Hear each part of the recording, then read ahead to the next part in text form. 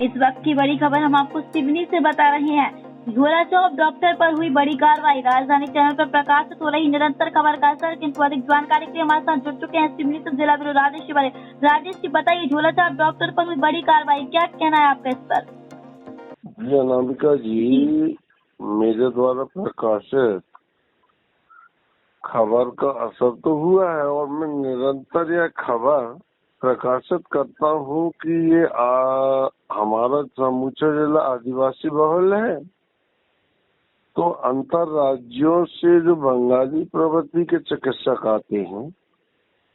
ये गांव और शहर और नगर में अपनी दुकानदारी खोले हुए हैं और इन पर किसी भी प्रकार की कार्रवाई न जिला प्रशासन करता है और न संबंधित विभाग। वहीं लोगों की जान से ये लोग खिलवाड़ करते हैं। मैं पूर्व से बता चुका हूँ कि ये ऐसे मेडिसिन उनको प्रदान करते हैं जिनके नतीजे ठीक नहीं हैं। प्रकाशित खबर से जब लक्ष्मण के मुख्य चिकित्सा ब्लॉक शिक्षा अधिकारी एक बड़ी कार्रवाई कर सकते हैं कि बंगाली चिकित्सक की दुकानदारी को जब्त करके, या तो फिर यह भी पॉसिबल है कि उक्त बंगाली चिकित्सक जिला प्रशासन या मुख्य चिकित्सा अधिकारी या संबंधित ब्लॉक चिकित्सा अधिकारी को कोऑपरेट नहीं कर रहा होगा, इसलिए यह बड़ी कार्रवाई की गई है। इस बात से भी इनकार नहीं किया जा सकता, क्योंकि ये झोला छाप चिकित्सकों का जो तांडव हमारे समूचे जिले में मचा है, शायद ही देश के और प्रदेश के और किसी भी प्रदेश के जिले में यह तांडव देखने को मिलेगा आपको। जहाँ ये को अंतर राज्यों के चिकित्सक तो एकदम झोला छाप और नियम के विरुद्ध चल रहे हैं और बाकायदा बड़े बड़े दवाखाने खोल रखे हैं। जमीनी हकीकत तो यह है कि उनको अंग्रेजी में ढंग से लिखना तक नहीं आता। पहले तो मेडिकल वाले को समझना पड़ता है कि बंगाली डॉक्टर हो या बंगाल से आए हो या फिर अंतर राज्यों से, ये अपनी भाषा से अपने मरीज की पर्ची में और औषधि का नाम लिखते हैं। तो मेडिकल वालों को इन झोला छाप अंतर राज्यों के चिकित्सकों से पूछने जाना पड़ता है कि आपने ये लिखा क्या है। जब वो बताते हैं कि पॉलिवियन है या इंट्रोकोनाल है या समथिंग, तो लगभग इन्हें समझने में 6 महीने लग जाता है मेडिकल वाले को। वहीं ये लोग 20 रुपए और 25 रुपए में इलाज करते हैं और दवा से जुड़ी प्रतिष्ठानों की भी जिम्मेवारी है वो उन पर कड़ी कार्रवाई करवाए। जैसा कि मेरा भी मेडिकल है, लेकिन मैं लोगों की मतलब स्वास्थ्य को लेकर चिंतित हूँ। कोई मेरा झोला छाप चिकित्सकों से सरोकार है, न उनसे कोई दिक्कत है। और ऐसा भी नहीं है कि मेरा मेडिकल है तो पॉसिबल है कि ऐसे चिकित्सकों की पर्ची नहीं आती होगी, आती है। मैं क्यों इनकार करूँ भाई, जब जिला प्रशासन शोध नहीं दे रहा, संबंधित जिला मुख्य जिला चिकित्सा अधिकारी शोध नहीं दे रहा है, ब्लॉक चिकित्सा अधिकारी शोध नहीं दे रहा है, संबंधित विभाग का अधिकारी शोध नहीं दे रहा है,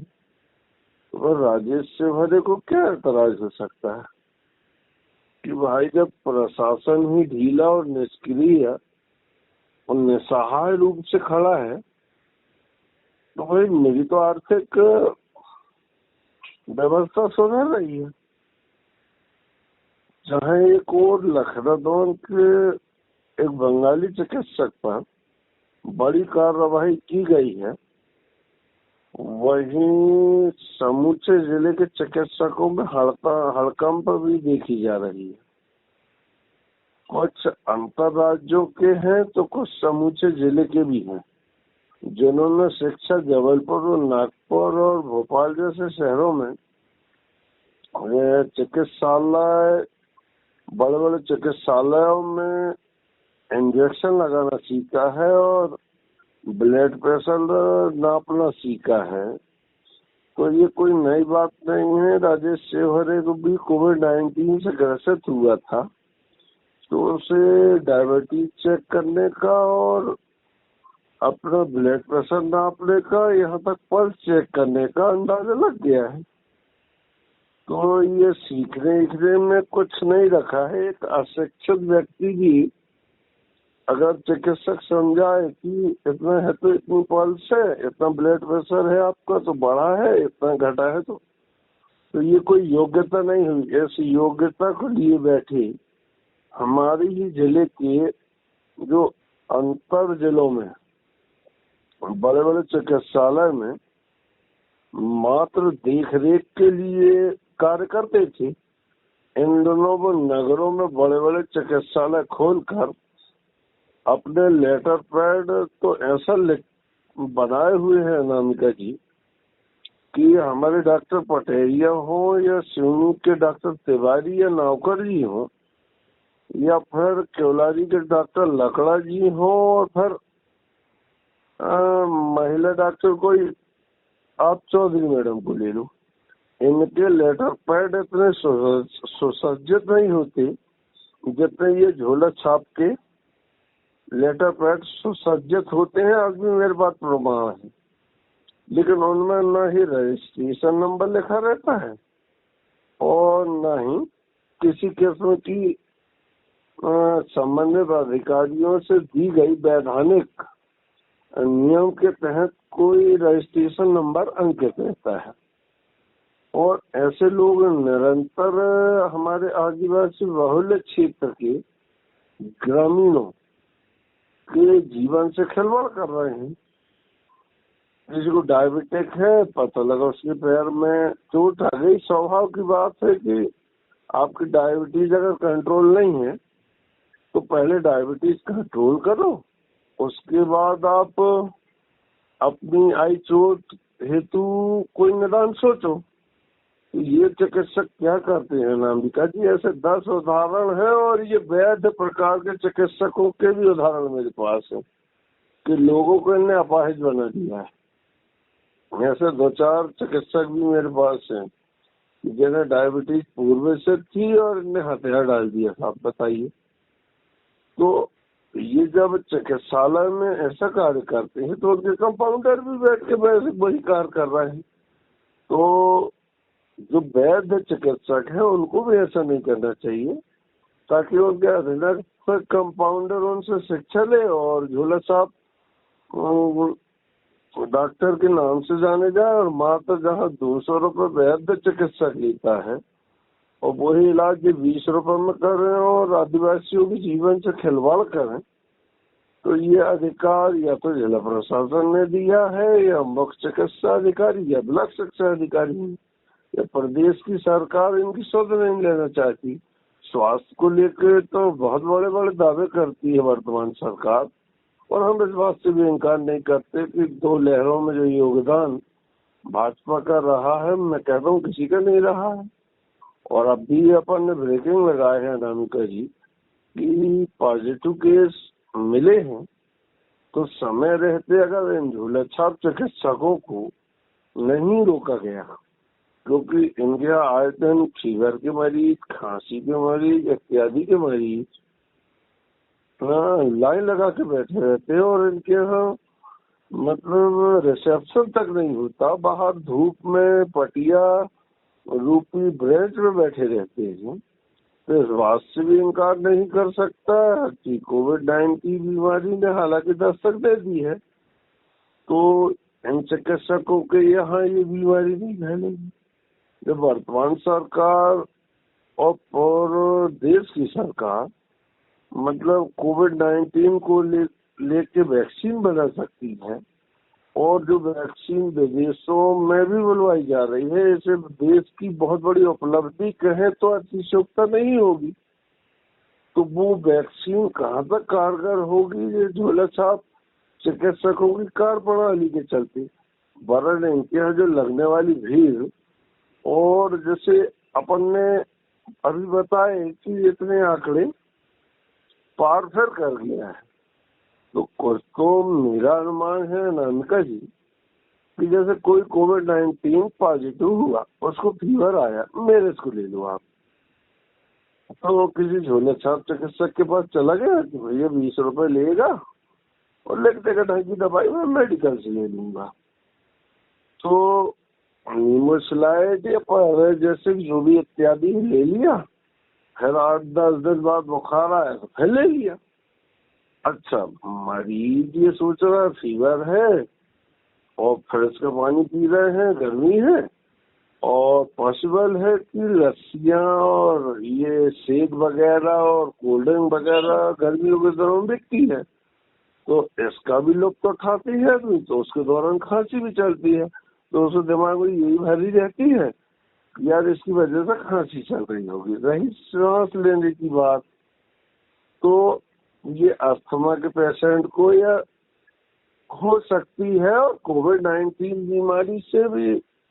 ऑक्सीजन लेने में भी लोगों को दिक्कत गई है। तो ये झोला छाप चिकित्सक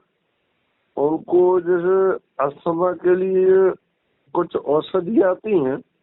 वो दे देते हैं, तो उनकी खांसी या सांस तुरंत रुक जाती है वजह, मगर नतीजा ये रहता है अनामिका जी कि मैं आपको बताऊं कि प्रकृति का नियम है कि आप केला खाएंगे और पानी पिएंगे तो स्वाभाविक सी बात है कि आपको सर्दी होगी। तो उच्च नेचुरल प्रकृति के अनुरूप गए आप तो आपको सर्दी हुई, फिर जैसे जैसे सर्दी हुई तो चिकित्सक की भी जवाबदारी है और चिकित्सा क्षेत्र में जैसे थोड़ा सा ज्ञान मुझे है कि भाई सर्दी खांसी के टाइम कोई ऐसी औषधि न ली जाए ताकि वह कब सूख जाए, वो कब सूखेगा तो ऑलरेडी आपको फीवर भी आ सकता है, खांसी भी चलेगी इत्यादि। जब मेरे जैसा इंग्लिश में वीक व्यक्ति ये चीजें जानता है तो पॉसिबल है कि ये झोला साहब हम मेरे ज्यादा अच्छे जानते हैं, तो वो अच्छी बात है कि आप गरीबों को थोड़ा सा सहयोग प्रदान कर रहे हैं, लेकिन उसके नतीजे तो गलत आ रहे हैं। फिर जब नासूर ज्यादा जख्म जब नासूर बन जाता है और ये औषधि दे चुके होते हैं तो आप नागपुर चले जाइए या जबलपुर चले जाइए, वहाँ के महा विशेषज्ञ चिकित्सक ये पता नहीं लगा सकते कि आखिरकार इसका इलाज क्या है यार, और इसके चलते वो आर्थिक रूप से भी लुटा और किसी का मरीज किसी का बाप भी हो सकता है, किसी का पुत्र भी हो सकता है, किसी की बहन हो सकती है, किसी की माँ हो सकती है, तो उससे भी आपने हाथ धो लिया। तो कम से कम अभी तक जो तांडव झोला साहब चिकित्सकों का समूचे जिले में मचा है, अभी भी मैं प्रदेश सरकार से और जिला प्रशासन से और संबंधित चिकित्सा अधिकारियों से और संबंधित अधिकारियों से विनम्र निवेदन करता हूँ कि 2 लहरों में जो मंजर हमने देखा है वो मंजर फिर से न दोहराया जाए, क्योंकि अगर कोविड-19 के दौरान 50% व्यक्तियों की मौत हुई है नेचुरल, तो 50% मौतों का कारण सिर्फ ये झोला छाप चिकित्सक है। जैसे साक्ष्य मैं खुद मेडिकल स्टोर का संचालक राजेश से भरे हूँ, तो शीघ्र इन पर कार्रवाई की जाए, इनसे सरोकार रखा जाए कि आप एलोपैथिक के डॉक्टर हैं तो एलोपैथिक चलाइए, इथिकल के डॉक्टर हैं तो इथिकल चलाइए, मतलब कुल मिला के नियम विरुद्ध मत बैठिए। जिनके पास वैध रूप से रजिस्ट्रेशन है कि आप एलोपैथिक हैं या होम्योपैथिक हैं या जो भी है, तो उन्हें बैठने दिया जाए, बाकी वो औषधि अपनी डिग्री के अनुसार चलाएं तो ठीक है। और फिर रही आपके जी, जो मैंने राजेश जी। बताया जी, 1 मिनट और, ये जो आप प्रॉक्सिमल लिख देते हैं, अब मेडिकल चिकित्सा मेडिकल वाले को आप एज 1 में भी प्रतिबंध लगाएंगे और फिर पशु की पर्ची भी छायाचित्र खींच के रखने को कहेंगे, तो ये मेडिकल वाला पर्ची के अलग फोटोकॉपी के 2 रुपए व्यय करे और उसको बचना कितने है ये जर्रे की दवाई में, ज्यादा से ज्यादा 20 रुपए। तो वो सुबह 9 बजे से रात के 10 बजे बैठता है, तो फिर उसकी उपलब्धि क्या कहलाएगी? ये झोला छाप चिकित्सकों और अंतर राज्यों के चिकित्सकों पर शीघ्र प्रतिबंध लगाना संबंधित चिकित्सकों का और जिला प्रशासन का और प्रदेश शासन का दायित्व बनता है, क्योंकि हमने अगर इन्हें अपना मत का अधिकार इन्हें विजय हासिल कराने में दिया है, तो इनका भी दायित्व बनता है कि हमारे जीवन से खिलवाड़ कर रहे ये झोला छाप चिकित्सकों पर शीघ्र कार्रवाई की जाए, ताकि जो 2 लहरों में मौतों का तांडव देखा गया है वो फिर से न दोहराया जाए। जी अनामिका जी। जी, राजेश जी, तमाम जानकारी साझा करने के लिए आपको बहुत बहुत शुक्रिया। धन्यवाद बिटिया।